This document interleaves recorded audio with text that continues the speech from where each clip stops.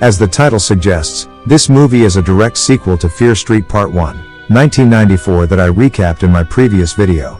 So, if you haven't watched the first one, I suggest you see it first before watching this recap.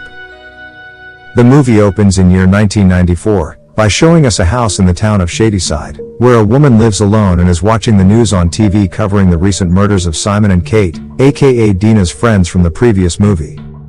There is a note on her table. It is the same note that Sheriff Goode left in the previous movie, signifying that this woman and Sheriff Goode know something about the terrors that has been happening in Shadyside. We learn that this woman lives in constant fear, judging from the number of locks she has installed on her doors, and the lengths she goes through to ensure her windows are shut tight, as well as the number of alarm clocks she owns. Later that night, the woman is woken up from her sleep by the sound of someone trying to break into her house. She goes to hide her dog in the closet, and prepares as the intruder finally finds their way in. It turns out that the intruder is Deena, our protagonist from the previous movie, and she has arrived to plead for the woman's help. It turns out that the woman is actually C. Berman, the sole survivor of the Camp Nightwing massacre which happened back in 1978. Deena then takes C. Berman outside, and proceeds to show her the possessed Sam in her trunk. C. Berman looks mortified and refuses to help her save Sam at first, because she is convinced that there is no way to stop Fier, the infamous witch. However, she finally relents after Deena pleads to her by saying that she loves Sam, and can't let her die. Deena and Josh tie the possessed Sam up in the bathroom. They then move to the living room, where C. Berman proceeds to open up an old book. She takes out a picture of her and her sister at Camp Nightwing back at 1978, and says that a week after this picture was taken, her sister was dead. And so, C. Berman begins telling her story. The movie takes us back to 1978, where Ziggy Berman is shown running away from her bullies.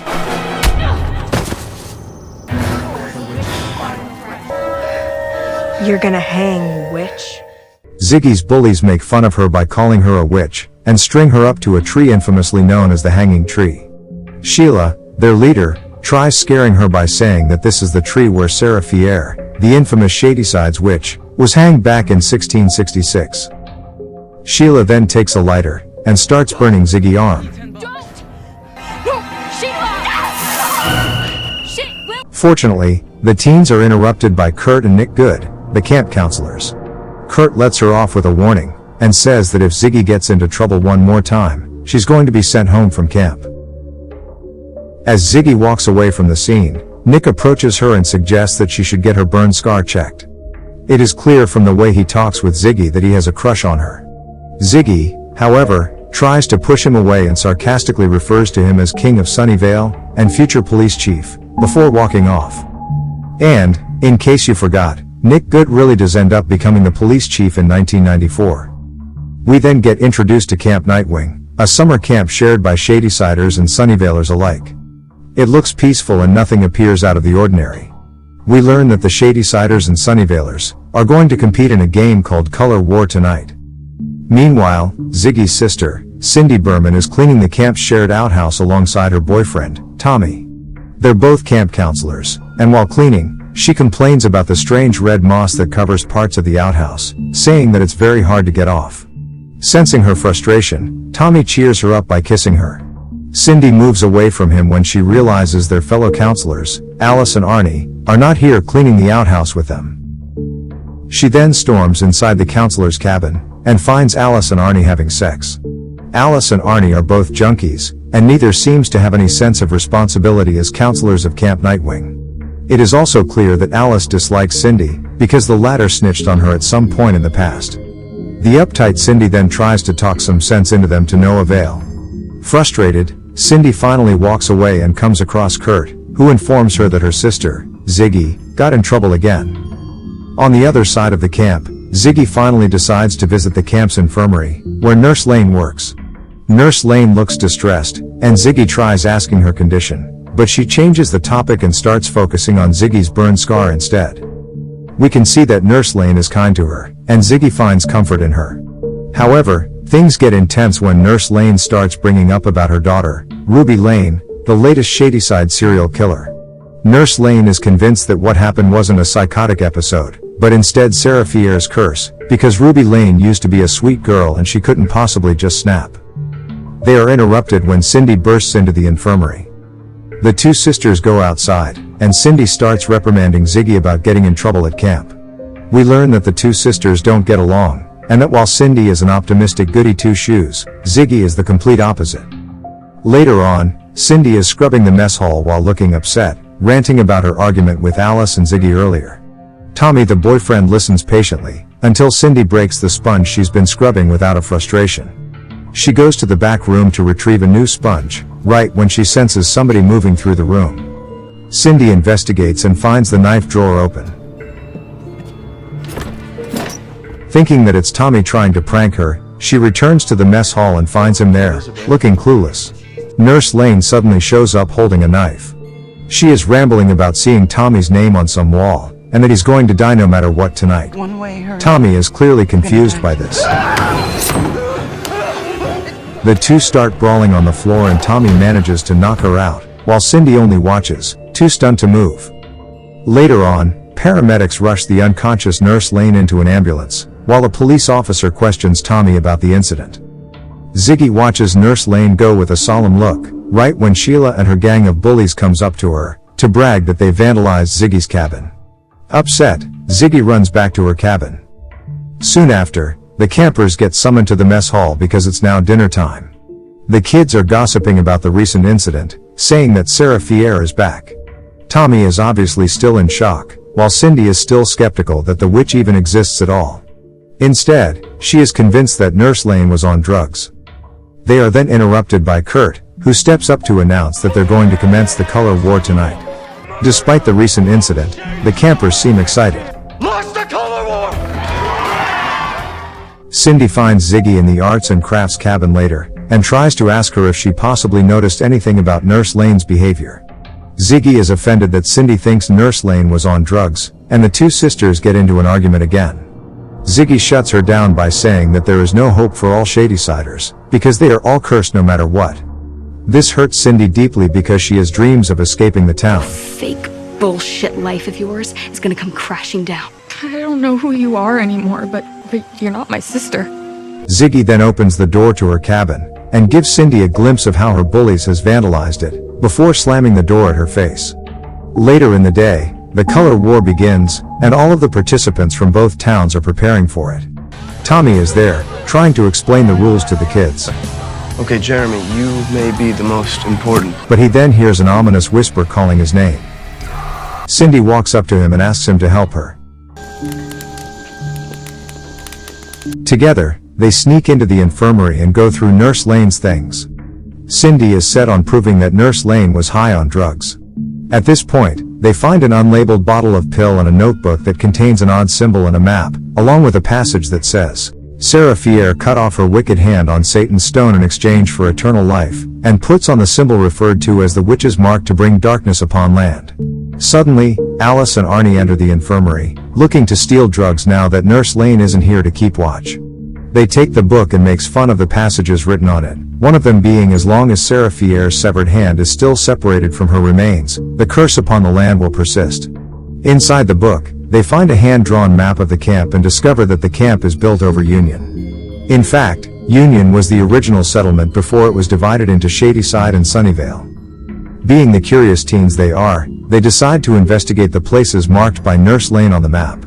Alice and Arnie take away the unlabeled bottle from Cindy's purse, and decide to swallow the pills. Meanwhile, Ziggy is in her room, preparing to take revenge on Sheila, the leader of the bullies, by dunking red paint over her head. Nick Goode comes knocking and offers to help her, claiming that he has a better idea. Despite her initial reluctance, she eventually agrees. Cindy, Tommy, Alice, and Arnie are now exploring the woods. They rush toward Alice because she just fell inside a recently dug hole. It appears that Nurse Lane had been digging holes in the woods, and the X's marked on the map are spots Nurse Lane has dug. They go through the book some more, and theorize that Nurse Lane must have been searching for Sarah Fier's hand to end the curse, while Cindy remains skeptical of the so-called curse's existence. Arnie then announces that he's found the witch's house, and the teens decide to enter it to check it out. Are you crazy? Alice! Upon exploring, they notice that someone visited this place recently. Like recently. As they go in deeper, they discover that the weird symbol they found on the book is engraved on the floor. They conclude that this must be the witch's mark, while Arnie announces that the drugs he just took just kicked in, and he finally realizes what kind of drugs it is. It's only Tylenol, meaning Nurse Lane wasn't high on drugs when she attacked Tommy earlier. Bored, Arnie goes back to the front room to check on Tommy while Cindy and Alice stay by the symbol, where Cindy discovers a cave hidden behind the bookshelf. Alice then pulls her to show her a wall with the names of Shadyside serial killers engraved on them. But the strange thing is Tommy's name is engraved right at the bottom of the stone below all the other serial killers. In the other room, Arnie is with a broody-looking Tommy, trying to get him to snap out of it. Right as Cindy and Alice enter the room, Tommy picks up an axe. Cindy and Alice shriek in fear upon the sight and run for their lives. They crawl inside the cave behind the bookshelf, but Tommy manages to grab Cindy's leg.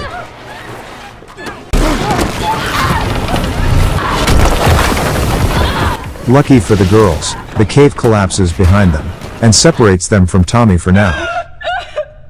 The possessed Tommy then makes his way outside, and heads towards the camp. Suffice to say, things are about to get bloody. Back at the camp, the campers are in the middle of their color war. Sheila the bully then gets passed a message from one of her peers, saying that it is from Goode. The message tells Sheila to get inside the outhouse. And so she goes, while blindly thinking that the handsome and charming Goode is about to surprise her with something romantic. However, when she gets inside one of the stalls, a bucket full of disgusting critters drops on her head. They make sure to lock Sheila inside the outhouse, so that she won't come after them. Inside the cave, Cindy seems desperate to look for a way out, while the shaken Alice is still trying to process her boyfriend's death. Cindy still believes that Tommy must have taken some sort of drug that rendered him insane, and Alice gets furious.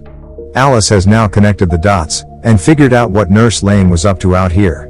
Nurse Lane actually went looking for the hand bone to break the curse and save Shadyside, but she couldn't find it. Instead, she discovered Cindy's boyfriend's name on that wall, so she attempted to murder him. Alice's theory makes perfect sense. Nurse Lane tried to kill Tommy earlier to prevent him from slaughtering the rest of the campers.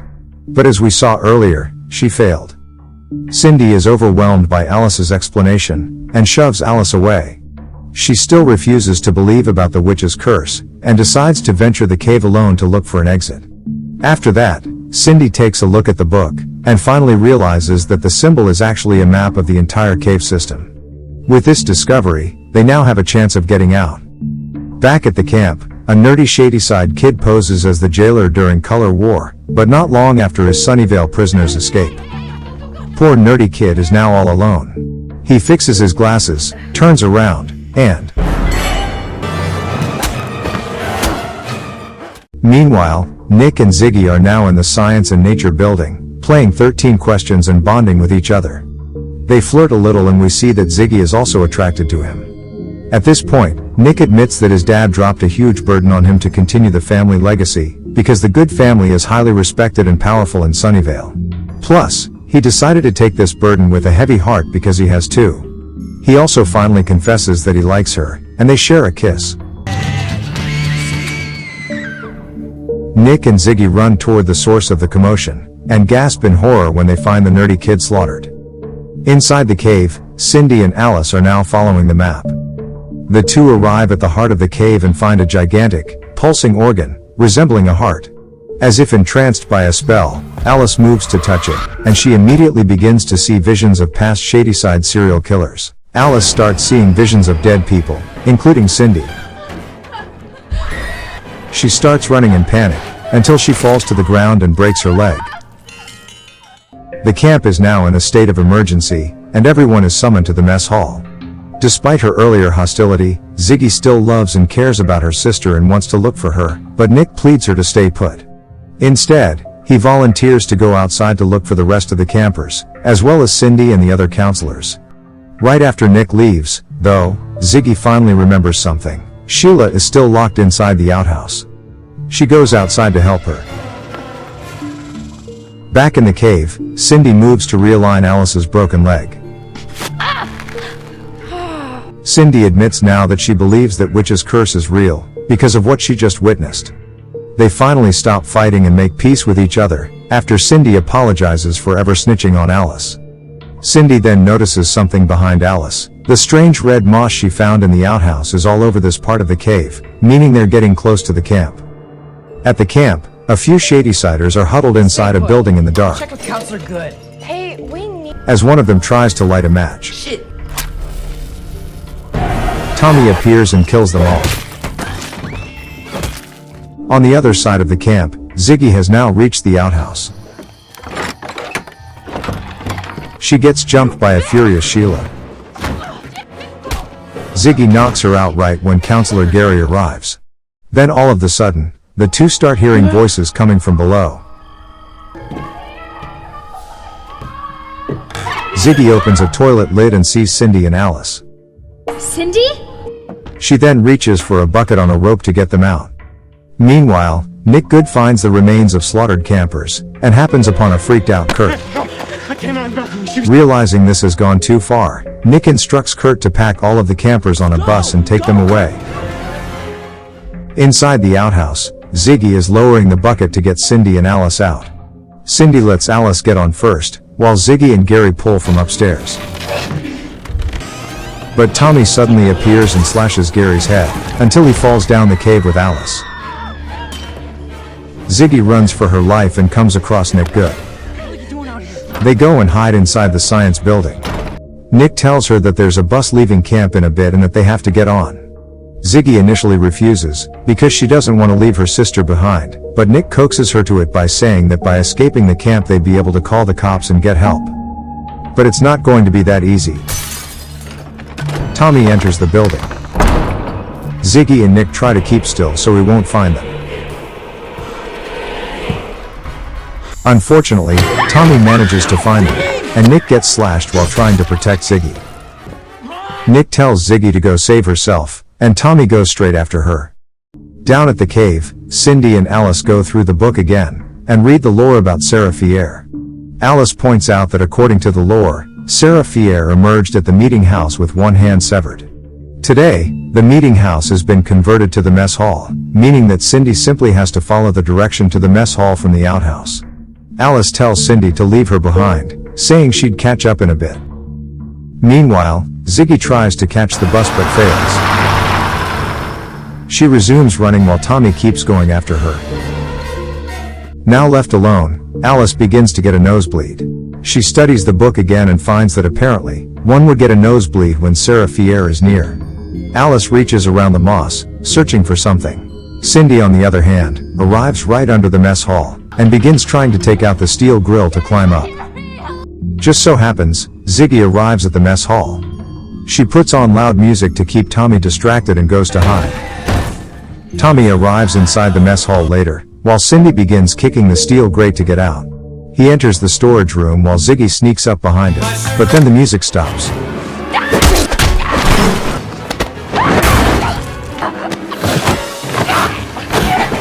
Ziggy puts a bag over his head, perfecting his look that we saw in the previous movie. Ziggy manages to escape the room and out into the kitchen while Tommy goes after her. Tommy moves to strike her, and then Cindy appears from behind, and stabs her ex-boyfriend in order to save her sister. Now reunited, Cindy and Ziggy embrace each other in relief. They apologize to each other and promise to look after each other from now on. But then, they start hearing noises coming from down the cave. Cindy goes to investigate. It is only Alice. She now has found Fier's severed hand. The three girls lay the hand bone on the table, and Alice explains that according to the lore, to end the curse they must reunite the hand with the rest of the body. It is said that Fier's body is buried under the hanging tree, just outside of camp. Ziggy starts getting a nosebleed, and as her blood hits the bone, Ziggy gets glimpses of the witch, just like Sam. Meanwhile, down at the heart of the cave, black goo starts forming the shape of a person.